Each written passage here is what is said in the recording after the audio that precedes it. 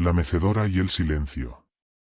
Hay historias que se susurran en la oscuridad, relatos que nunca deberían ser contados, porque una vez pronunciados, adquieren vida propia. Esta es una de esas historias.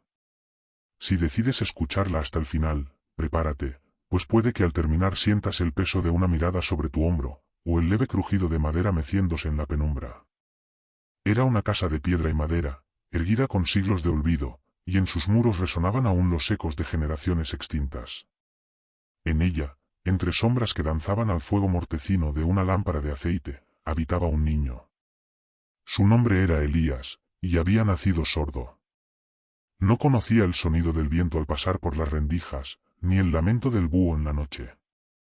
Para él, el mundo era un cuadro en movimiento, un escenario de luces y gestos que jamás poseían voz. Elías vivía con su tía, una mujer de facciones severas y alma más endurecida aún. Se decía que nunca había amado a nadie, que su vientre marchito era el reflejo de su corazón infértil. Su único deleite parecía hallarse en la mecedora que ocupaba cada noche, balanceándose con la monotonía de quien ha renunciado a todo, salvo al hábito de existir.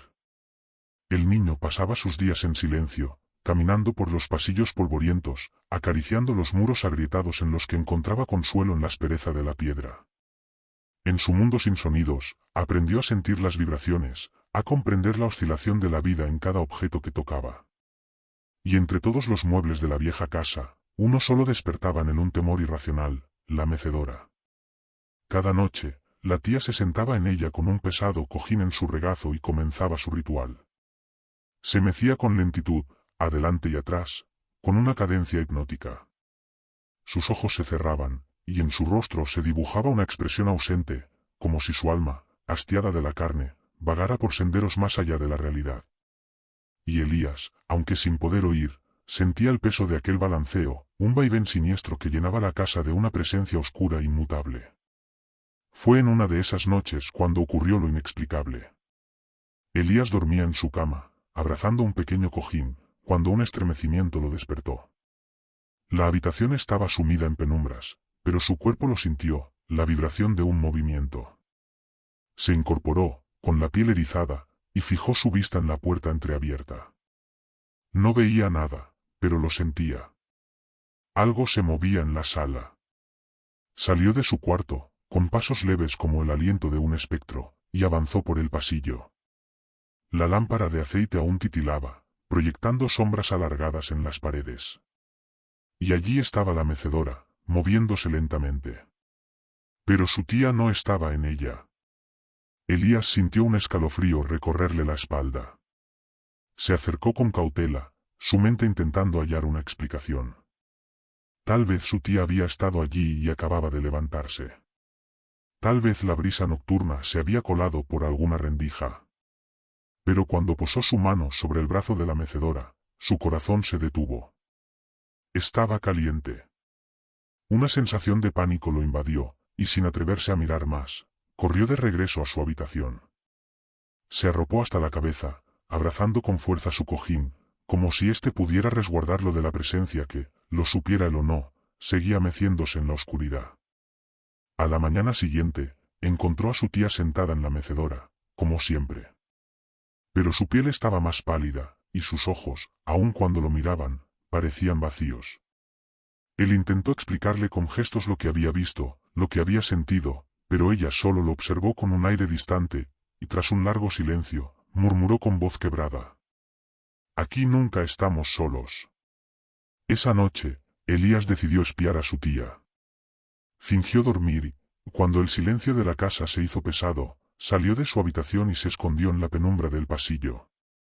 Desde allí, la vio.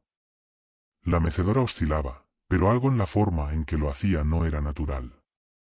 No era su tía quien marcaba el compás, sino la mecedora misma la que la movía a ella. Y entonces, con el horror atravesándole el pecho, Elías vio algo más. El cojín en su regazo se hundía, como si unas manos invisibles lo apretaran contra su pecho. Su tía jadeó, pero no hizo intento de luchar. Solo se dejó llevar por el movimiento, como si hubiera aceptado desde hacía mucho que la casa, o algo dentro de ella, decidía su destino. El niño corrió. Corrió sin rumbo, sin saber si huía de la casa o del conocimiento que ahora pesaba sobre él. Llegó hasta el viejo sótano donde se acumulaban muebles en desuso y recuerdos enterrados. Allí, su mirada tropezó con algo inesperado, un antiguo retrato cubierto de polvo. Con dedos temblorosos, lo limpió y vio el rostro de una mujer idéntica a su tía, pero con una mirada mucho más joven y viva. Bajo la imagen, una inscripción desvanecida decía, Margarita, 1864. A su alrededor, el aire pareció espesarse. Miró más de cerca el retrato, y en los ojos de la mujer percibió algo perturbador, un destello de conciencia. Su boca, apenas perceptible bajo la pátina del tiempo, parecía curvarse en una sonrisa leve, pero cruel. Elías tragó saliva y alzó la mirada. En la penumbra del sótano, creyó ver una sombra moverse en el reflejo del cristal. Un sonido sordo resonó a sus espaldas.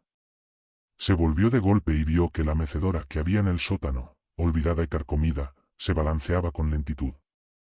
No había viento. No había nadie. Volvió a mirar el retrato. La sonrisa de la mujer se había ensanchado. Temblando, volvió a la sala.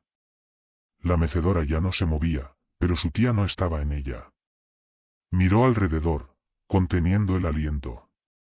Y entonces la vio, de pie, con los ojos fijos en el retrato. Su boca se movió, susurrando palabras sin sonido, pero Elías pudo leer sus labios. Ella ha vuelto. Esa noche, la casa entera pareció respirar.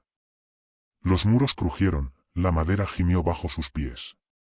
Y cuando el niño se atrevió a mirar una vez más hacia la mecedora, su sangre se heló. Allí, en el asiento, el cojín aún conservaba la marca de un cuerpo invisible. Y la mecedora empezó a moverse sola. ¿Estás preparado para una historia de miedo cada día? Dale like para apoyar y suscríbete para no perderte ninguna.